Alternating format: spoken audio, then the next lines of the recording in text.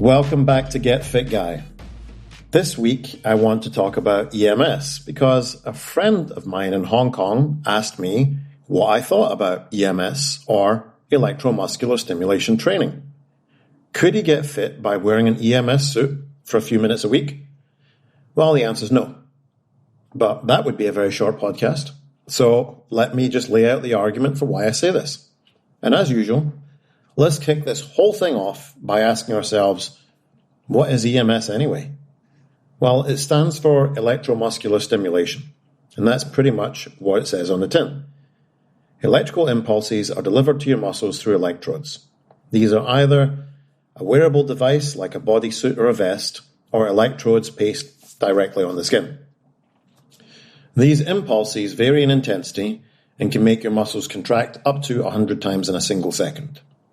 A well-known EMS training center writes on its website, EMS offers a number of benefits over conventional exercise. Workouts take just a fraction of the time, which could be reason enough. However, EMS also offers increased endurance, better body composition, and greater strength. It can improve your mood and improve circulation too. If you're looking to get in shape but don't want to overdo it, come on. Even Oscar Wilde knew that moderation was dangerous. EMS is apparently a great option. So from toning up and gaining endurance and getting stronger, EMS can help you. The pricing options of it, well, they're pricey, and it starts at $70 a session. And you also need to pay extra money to buy some EMS underpants, which aren't included. I got to tell you that having my undercarriage electrocuted sounds a lot more like a dungeon than a gym, but okay.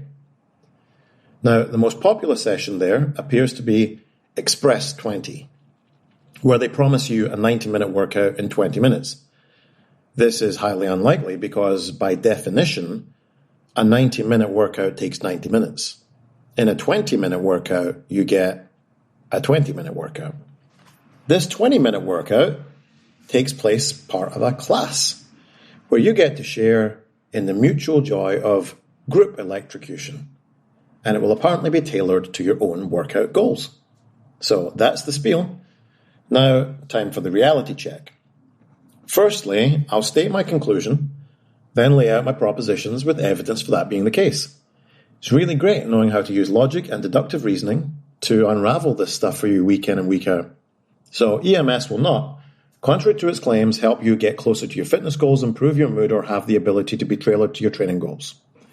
Now, technically, I don't even need to counter the claims made by EMS training companies, and that's because burden of proof is on the claimant, and claims which are made without evidence can be dismissed without evidence. But let's unpack some of their claims anyway, and take a more objective overview.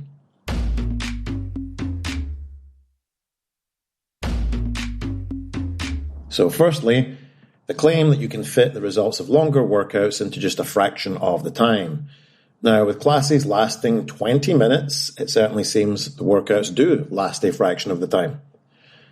Is there any evidence to support their claims about longer workouts and shorter times? Well, I have to say that evidence on EMS is not very easy to find, because most of the websites dedicated to EMS are either articles by fitness magazines or EMS companies themselves, which would make citing them a remarkably cavalier use of the word evidence. But there are some studies indicating some improvements in strength when EMS was applied. However, this was when EMS was used in conjunction with traditional strength training. Therefore, I cannot conclude that it does save you any time, since it's being performed in addition to existing training protocols.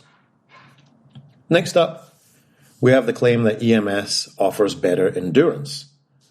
Well, a 2021 study concluded that whole-body EMS was nothing when it was compared to traditional resistance training. In the study, participants either performed single or triple set resistance training, whole-body EMS, or no training at all, which was the control group. And only the two resistance training groups improved cardiometabolic health across the 12-week trial.